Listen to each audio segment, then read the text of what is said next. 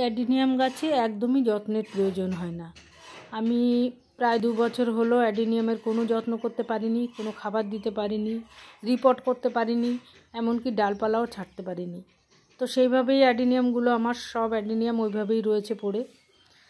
তো জলটা আমি খুব কমই দিই, জলেই অ্যাডিনিয়াম পচে যায়। তো খেয়াল রাখতে হবে যাতে জলটা না দিয়ে সপ্তাহে 1 দিন জল দিয়ে এইভাবেই আমি রেখে দিয়েছিলাম গাছগুলো।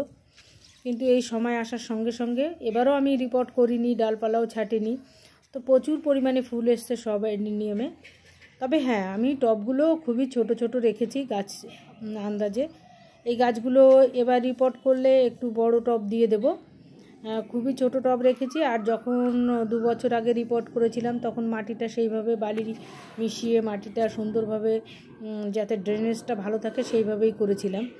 কিন্তু দেখুন এত সুন্দর ফুল এসছে, প্রত্যেকটা গাছে প্রচুর ফুল কুড়ি, আর গাছ সুন্দর আছেও।